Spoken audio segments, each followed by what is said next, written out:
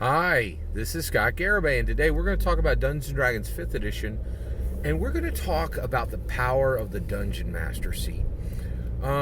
Specifically, we're going to talk about how when we sit into the Dungeon Master seat, when the story begins to unfold, we, as the Dungeon Master, communicate to a specific group of people who the heroes are and who the villains are. It is an action which has massive ramifications that are not always considered when people sit into the Dungeon Master seat.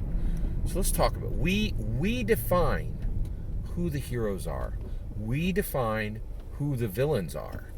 And that is really important, okay? Because what we can do is we can say, we can communicate the actions of the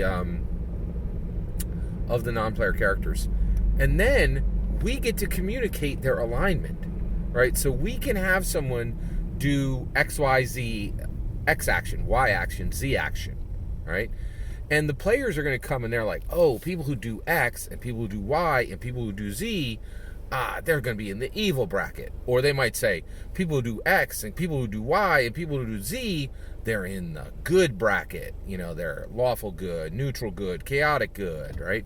Or they're in, lawful evil, chaotic evil, neutral evil, right? So, but here's the thing. We tell them, okay, hey, this NPC is doing this action, and this action. And then there are multiple ways in Dungeons & Dragons where after we have shown them to do these actions, we then tell the player characters they are good aligned. They are evil aligned. The ramifications of this are massive, right? And I don't think we talk about it enough in Dungeons & Dragons 5th Edition Dungeon Mastery.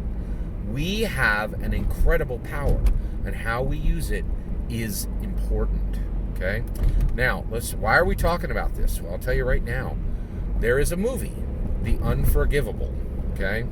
And The Unforgivable 2021 Netflix film starring Sandra Bullock. That Sandra Bullock part is very important, okay? All right, so basically this is a film so I want to define this film real quick for you. This is an important film. This is not a good film, in my opinion. And in my opinion, this is an important film. This is not a good film. Okay, and this is not an enjoyable film. I'm actually not recommending that you watch this, right? Because I wish I had well, you know what? That's wrong. I was about to tell you that I wish I had this 2 hours of my life back.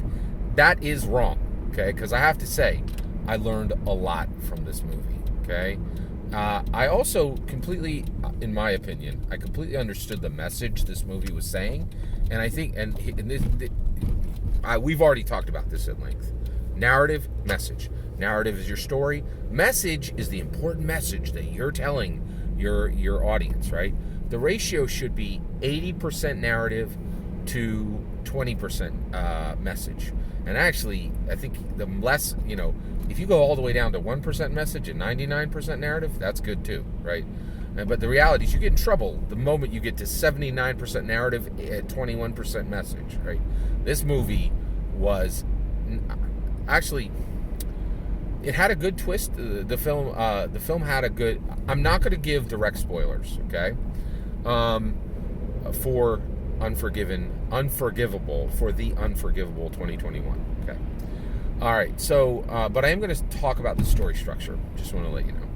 All right, so here's what's happening. So this is a very important film, right? So I'm convinced the only way this got made is the fact that Sandra Bullock was attached to it. I don't think this would have been made. I really, and actually, it very well might have been made, but I don't think anybody would have watched it, right? Like, the only way this becomes a viable film with any significant momentum is with Sandra Bullock attached. And I think she carefully chose to make this story. Okay, so here's the thing. She does this powerfully, and and the reality is, this wasn't a good movie, and this wasn't an enjoyable movie, because I thought the message of this movie was absolutely terrible. It was one of the worst messages I've ever seen a film carry, right? And so, but what this movie was saying is, if this person takes this action, they can be fully in they can be the hero, right? And they were also saying, if a person takes this action, they're the villain, right? I even think the movie was saying, actually, if this person is, they were very clear. They made, they made certain attributes that are like, if you have these attributes and you take these actions, you're evil, right? You're the villain. You're the villain, right? Because the reality is, I don't think Hollywood. This is a very Hollywood film. I don't think Hollywood really. They don't really truck with good and evil. But they definitely still truck with hero villain. And the reason why is they want stories to be compelling, and they want stories to be accessible, right? And you can understand what this movie is saying if you pay attention, right? Like the message is shockingly clear, right? So, and actually it carries a few messages, but the vast majority of them are very clear and not heavy-handed. By the way, I want to be clear. This movie was shot well, it was acted well, it was cast very well. The only real problem with this film is the message is abominable. It is just abominable, in my opinion. And what they're trying to convince people of is just a terrible message that will not end well for anyone who listens to it, right? So that's my opinion, okay? All right. So here's the issue, right? So once I saw this movie, I was like, holy cows. We do this in every game. We say, this non-player character did X action, Y action, Z action. And then we tell the player characters they are good aligned, they are evil aligned, right? And we get to determine what XYZ actions align someone to good and what XYZ actions align to evil. And it is message, right? Now, if it's bog standard, if it's completely aligned, I was about to say if it's completely aligned to culture, but the reality is our culture is upside down. Who knows what's good and right? Well, who's what's good and bad now, right? Come on, increasingly in our world, what's really happening is evil actions aren't even hidden. They're just done out in the open, right? Everybody's like, oh, that looks like a terrible situation. This whole, we can't do this, right? You can't set things up like this because this is going to turn to tears and flames, right? And then, people just proceed forward, and everything that everybody said at the beginning of the setup happens. Chris Cuomo, Andrew Cuomo. Everybody's like, it's a terrible idea to have a brother at CNN and his brother's a governor, and then all that's going to happen is this media type is going to use their power to aid their brother. That's exactly everybody was like, we're completely aware of this. This is not going to end well. We can't do this. And and Chris Cuomo, Andrew Cuomo, CNN assured everyone this is going to work out fine. We know you have concerns, and then they just did it, right? And what was even crazier was, especially with Chris Cuomo, he's like, I know the whole world thinks I'm going to do this, right? I know they're all looking for it, but I'm so clever, I'll trick the world, and nobody will see me doing what I'm doing. The evil part was done just right in front of everyone. Everybody was like, oh no, this is not going to end well. And then he's like, well, you're also stupid, I'll get away with it, right? It was shocking, and so right now we have this huge problem where you're like, that action would definitely put you in the evil bracket, but here's the thing. The movie, The Unforgivable, is doing this. They're saying XYZ action, hero, XYZ action, villain, right? We do this in every single game, right? And just like Hollywood is very much attempting to reshape the world with The Unforgivable 2021 and say, we want to convince you that these actions are good and these actions are bad, right? And they are very countercultural, right? We do the same thing with every game. We are saying XYZ action aligns with good, XYZ action aligns with evil. And the power of it is magnificent. It is so huge and shocking, and the ramifications are massive, right? And here's the issue, right? We're not Hollywood, okay?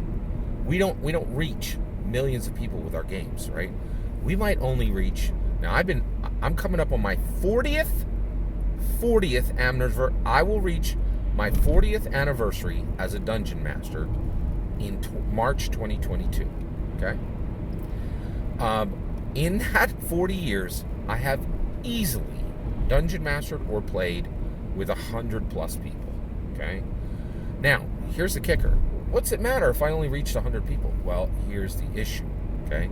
The people I am dungeon mastering to, these people are shaping the world right now, right?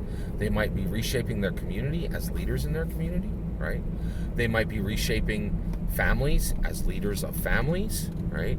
And they might be reshaping institutions as leaders of institutions, okay? And I'm just one dungeon master. There are 11 million dungeon masters and dungeon players in America together, that group. So you probably have between 5 and 6 million dungeon masters, right? And over the years, they're only going to reach, right? The reach of our community is only 11 million people, right? Which seems small, but here's the kicker, okay? We're not like Hollywood. We're not talking to everybody. We're talking to the most charismatic, confident, intelligent people in the world. We have a special group who we interact with, right? So we are shaping the values. We are communicating XYZ action aligns with good alignment. XYZ action aligns with evil alignment, right? We are shaping and changing the most charismatic, confident, intelligent people in the world. Okay? And like if you're thinking, I don't know about that, Scott, I want you to just look left and look at podcasts. Podcasts are an antiquated relic as far as technology. And yet they sweep in more ad revenue than almost any other form of media. And the reason why is some people figured out when you put on a podcast, the only people you're talking to are the rich or people who will be rich. Because that's it. It's only people who listen to podcasts are just rich people or people who are going to be rich. Period. Right? And that's the issue with us with Dungeons & Dragons. At the macro level, at the 51% level, you are talking about world shakers, world breakers, world makers. Right? The Dungeons & Dragons, and we fully, and actually, one thing that's interesting is we fully infiltrated at Hollywood. Half the scriptwriters, half the directors in Hollywood play or are aware of or are impacted directly by Dungeons & Dragons, either currently during their life or at some point in their life. It is very, very rare for American storytellers to not be aware of, if not be fully marinated in Dungeons & Dragons, right? So the reality is we really need to understand this, that we communicate to people XYZ action equals good alignment, XYZ action XYZ action equals good alignment, ABC action equals evil alignment. We communicate that to people, and we can absolutely be countercultural about it, right? And just like the Unforgivable 2021, we do it to change the world. The Unforgivable 2021 was done specifically to change the world. I will tell you right now, you can watch that thing for 20 minutes and you will tell this movie was not made to entertain anyone, right? Like, it's not an entertaining movie. It's not an enjoyable movie. And, it's just not, right? It's a message film. It's like, hey, we want you to realize this is a hero. This is a villain. Look carefully, right? It's countercultural. Follow us. Understand this, right? And so when you go into the world, we want you to have a new definition, a new understanding of who is the hero and who is the villain, right?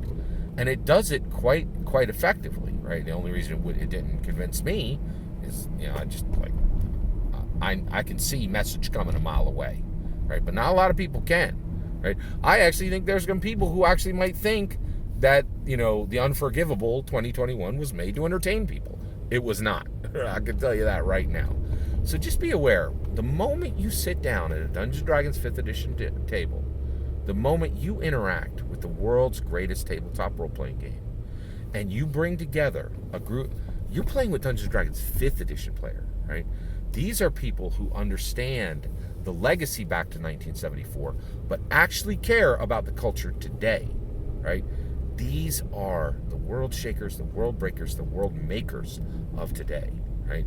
These are the people who are doing both. They're understanding legacy and they're caring about what's modern and now, right? So your decisions and what you communicate are very real and very important and very impactful, okay?